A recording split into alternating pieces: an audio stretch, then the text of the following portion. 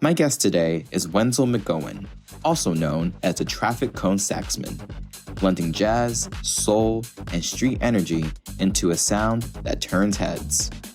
His performances have gone viral, reaching millions worldwide. Today, I sit down with my friend to talk music, creativity, and what's next. So, Wenzel, thank you so much for coming on to the show today.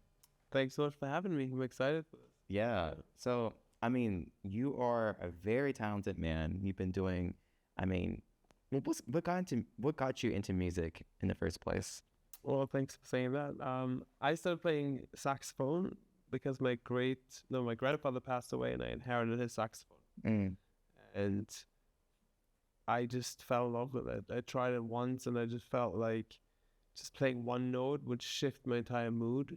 And I just felt like it became my tool of dealing with teenage emotions, to just play music. Yeah. Yeah.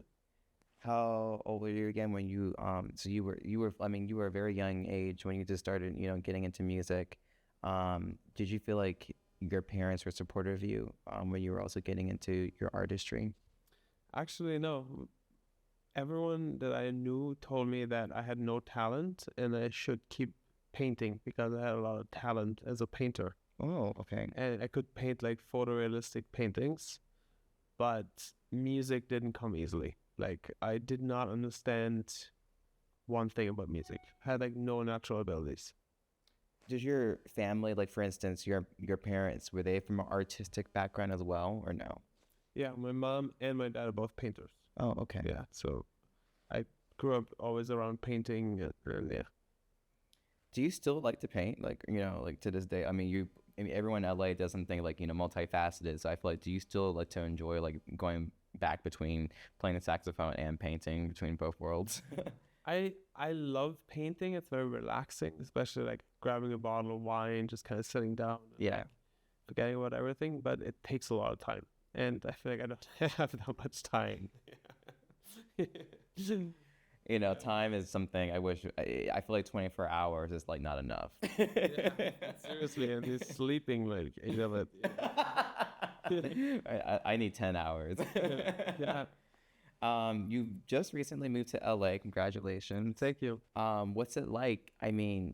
Why Los Angeles, first of all? Because originally you're from Germany, correct? Or tell me where you're Born in from. Spain, the Canary Islands. Oh, okay. Mom is from Chicago, and my dad is from Austria. Oh, Austria. But I lived in Germany, I lived in Austria, in Portugal, and France, and New York City.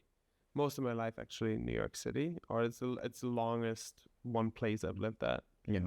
I studied music there, I started my band there, I started my career there. So yeah, but LA always has been a very special place for me. Like, especially, it's the entertainment industry is so dense here. There's so much talent, and I just felt that I wanted to be here, so I decided to move here. You are always performing. I'm always seeing you on Instagram, always with your saxophone. It is so cool.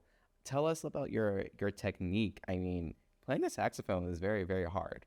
Like the physicality of that.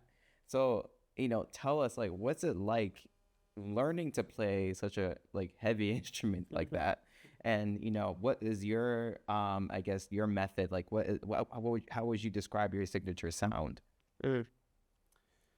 Yeah, saxophone is difficult instrument. It's definitely a difficult instrument. I remember when I first blew into my saxophone, I was like, yeah, I cannot do this because it took so much air.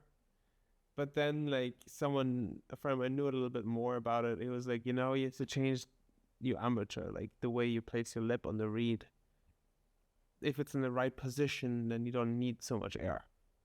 So with technique, it gets easier. And yeah, but then also I do go to the gym, work out because it's actually heavy, Yeah. especially the bari sax. And if you're on stage jumping around with it, it's like you need a lot of back muscle. Otherwise, you'll fuck up your back. Yeah. Noted. Oh my gosh. And also, I use a harness. So some sax players have a neck strap, which is really bad for the spine, Yeah. especially when you're playing a heavier one. So I have a harness, which basically it's the support and the fullback. Yeah. Well, I have scoliosis, so I won't be playing the saxophone or holding it ever anytime soon. I'll listen to it from afar. Well, how do you want your audiences to feel? How do you want artists to feel when they hear your music? It's a good question. I like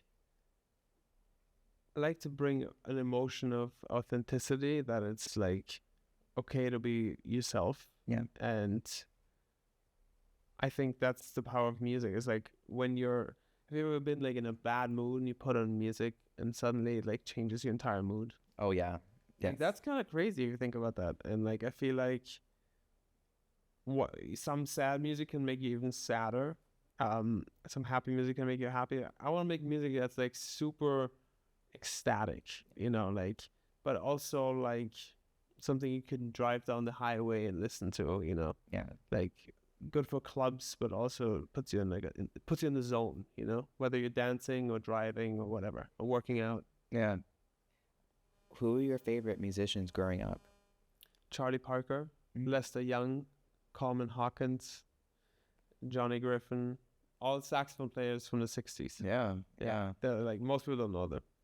But my mom was obsessed with jazz. So jazz was just like playing 24/7 in the house. Yeah. So that's like kind of the sound I just grew up to. Same. My parents were obsessed with jazz. Really? Oh my gosh. Yeah, that's how I grew up around. I went through a phase where I tried to pretend that I did not like jazz. Because no one else around me liked it. Yeah, like everyone else was like, I know, it's like Jazz is super underground. Yeah. it's underappreciated. I feel like jazz, like I think make jazz popular again, because like it's, and you're doing that and with your saxophone, which is great. But I was always like so embarrassed when people found out that I was like secretly listening to jazz like behind my parents' back. It was like they were listening to like trumpet players like Chris Bodie, like Quincy Jones, like what else did I grow up with, like Pat Metheny, Of course. all those people.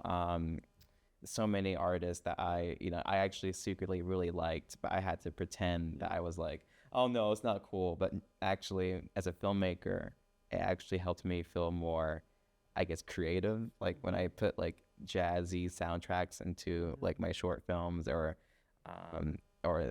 putting them into like some short videos that I would make for online content. You yourself, I mean, you have a very, very popular following. You have like 1 million followers on Instagram. That is amazing. How would you advise someone like yourself who's an artist or a musician to build their I guess their content online via TikTok? It's a very hard game. So how does one get started in doing that? I mean, the weird thing is that it has changed so much in the last couple of months because of AI. Like now you're not just splitting everyone's attention between creative humans, but it's now creative robots. So like they can crank out content, Yes. I made like a viral video like this morning with AI. I started a whole viral meme page just for my skits. Like sometimes I have like an intrusive thought, like, and I'm like, that would be hilarious. Like, and then I just ask AI to create it.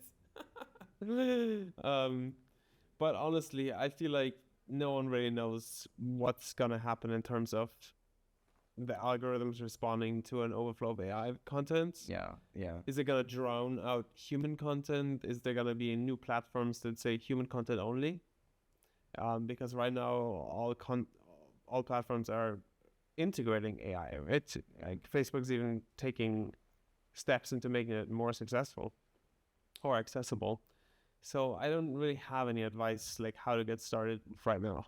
Like I think I would have like a year ago, 2 years ago, but it was just human against human. But now it's like what? It's like maybe it's the best to become an AI creator. I don't know. Well, now we don't know what to do. I feel like we're in like a uncharted territory. There we go. Yeah, uncharted territory. Yeah, we're confused. We don't know. I mean, what's gonna come of AI and everything, and I think just trying to understand AI and trying to maybe invest in it or whatever, and because it's here to stay, in my opinion. I think It's not going anywhere. Yeah. I honestly feel like, was it really necessary to create AI videos? I don't know. It's like, do we need to be that much more distracted? No. It's like the amount of AI dog videos, cat videos, and like bears jumping. I know. Bears jumping to bathroom windows. Like people are like, oh, ooh, no, one more. Okay, an ostrich running around. Wow, it's flying. It's I related to know. Jesus, and now it's a crocodile on a water running. Whatever. It's just absurdity. It's absurd, and it's also like, and sometimes it does get. I almost get fooled sometimes. Not gonna lie. Yeah. Like I had to be like, now I don't believe anything because Yeah. it's like, oh, that's just AI. Like unless it's like a news reporter reporting it, and I have to like verify it. Now I'm just like, I just don't believe anything I see if it's a video anymore because I'm automatically going to assume it's AI. And don't get me started with like having to tell my mom and my grandma like, no, that's not real. Yeah. It's like my girlfriend recently, she got a text from her mom. She sent her a video. She was like, watch out for this. And then she was like, Mom, this is AI. This is not real. What's like a pet peeve that you see that you think that some creators could avoid? I think what's important is that you ask yourself what you really want to accomplish. Because, like, you can easily get just swept away by chasing views. Yeah. To be like, okay, this did get viewed, this didn't, so I'll do this, and then like, where does this lead you, right? If you're just chasing views, it will basically bring you into doing the most extreme, divisive content that's shocking, upsetting, maybe even, and people will argue about it. And it basically you turn it to the news. If you look at the news, it's been decades of just following that recipe, right? This gets views, this doesn't get views. All right, well, then we'll start with this headline.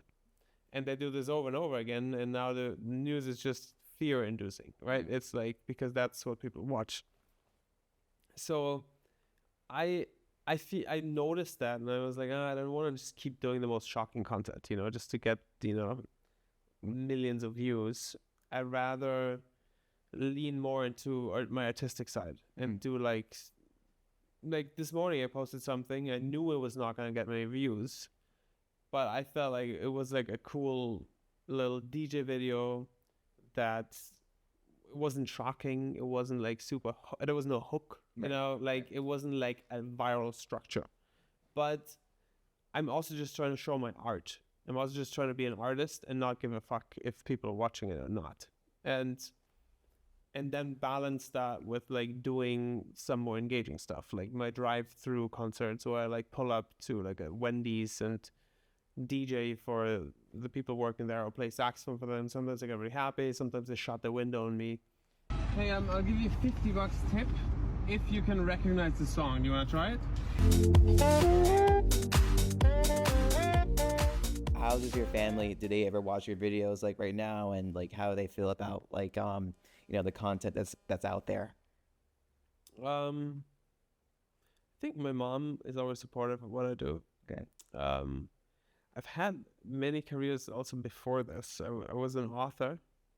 I wrote 4 books, and I kind of was for a while just very much just down a nerdy path and like hiding under a rock kind of. And now I'm just kind of in the opposite thing. I'm constantly on stage and getting lots of views, and so it's kind of interesting. My mom kind of supports me through whatever. She's not really the kind of mom that's like, you should do this, you should become a dentist or a lawyer or whatever. She's more like, do what you want to do. Yeah.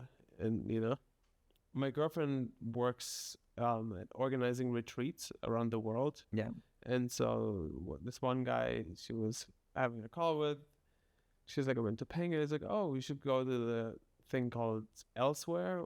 And he's like, there's like a Sony conference there where it's just a bunch of DJs, producers, and like music people. Yeah. And so we just randomly got invited to this. And I randomly met the speaker company that's now talking to me about doing like DJ sets in strange locations. We're like talking about like on a helicopter, on a cliff, that kind of thing. And basically using the speakers in those sets. And And I was like, that's kind of why I moved to LA. It's like I did nothing for this to happen. Like I was just there. I got invited, met that guy, he invited me, and so it was just being here kind of created that situation. Yeah. And Yeah. that's, I think, why I want to be here. It's because you can't plan that kind of stuff. It's just like No. you don't know who you're gonna meet if you're going out somewhere where cool people are gathering. That's true. And it's like it's so like random, but at the same time it's like a blessing. I don't know how to describe it, but it's just like, Yeah. you know, I've met actually, you know, people like that, like even I the mean, people we met like that. we did. We did. Yeah. We did. Actually, that's true. We did meet that way. Yeah, at the Stella Adler party. Yes, I remember. That's funny. You're right. I meet a lot of my friends like that actually in LA. Yeah, I met my colleagues I work with right now like that actually. So Yeah. yeah, That's something you can't really put a price on it. You know, it's like that's why I think LA is special, or a lot of big cities have this magic. You know, New York is like that too sometimes. New York is like that. You get into the most random situations. I used to live in New York and used to play on the subway, Oh yeah, yeah. and I would sometimes just like smoke some weed, close my eyes, and just zone it off. Just like not even pay attention if people are giving me money or whatever. I'm just doing it for fun. And once I open my eyes, and there's this Italian dude kneeling in front of me with leather boots and long hair, and he's like, "Oh, can you do me a favor? This music is so beautiful." And I'm like, "What's going on?" It's like, so I dated two women, and one, I was on a date with the one, and I saw the other, and now they both don't talk to me anymore. And I'm like, "Okay, what do you want me to do?" Like, you come with me to the window of a Wonder Woman, and I play saxophone as I bring her flowers. And and I was like, this is the craziest thing I've been asked to do. Let's go. So we hopped on the train we went to Brooklyn, and you know, there's fall leaves on the ground and like, you know, yellow street lights, and he's like, "Yeah, I can just play it right here." So I'm playing, the music is like echoing through the alley, and you know, he's like knocks on her door, gives her the flowers, they talk for a while. And after like 10 minutes, he like turns to me, he's like, "Thank you." And he goes in with her. You're out here saving relationships. I don't know how long that it was gonna last though, because you know, he was dating another girl too. Oh my god. Well, you know, the Italians. Yeah, I feel like he's, you know, he made up for his lack of loyalty with extra romance. Italian passion. We love to see it. Yes, and you helped save the day. I'm so wow. So not only are you an artist, but you're out here being a like a relationship counselor. I love it. Before we go, what's one memorable performance that you've had? Like what's the most exciting performance you've ever had? Like or the most memorable time on stage that you've had or that you always think about? That's a good question. Let me think about this one.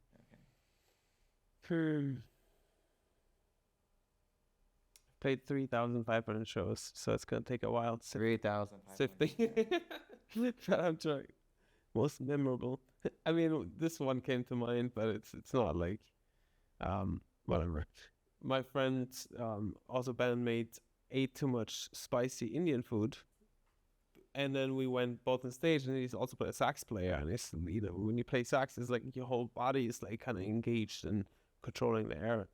So he gets really nauseous, and he's like, "You gotta hold it down." And he just like grabs the trash can. He's throwing up on stage.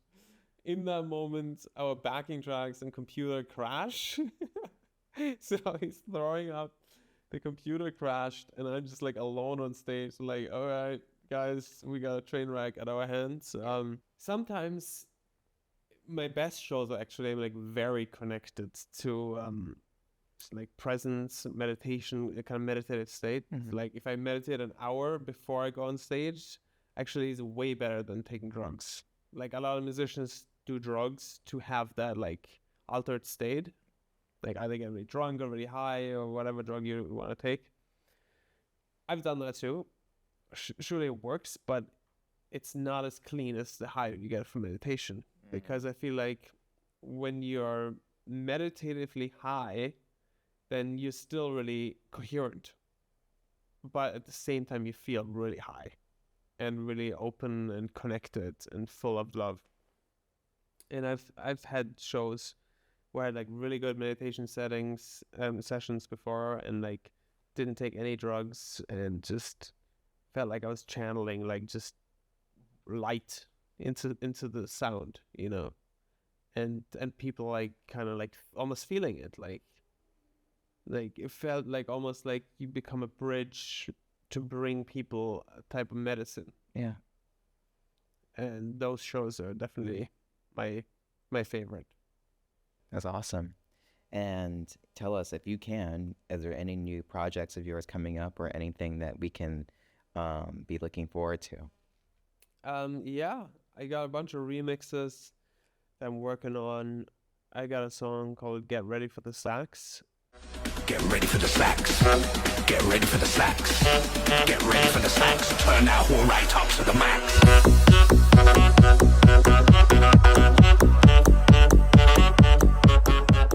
Wenzel, thank you so much for coming on to the show today, and tell us where we can find you on social media so everyone else knows where to hear your wonderful music. It's Traffic Cone Saxman. So Traffic Cone with 2 C's. And my DJ name is Wenzel.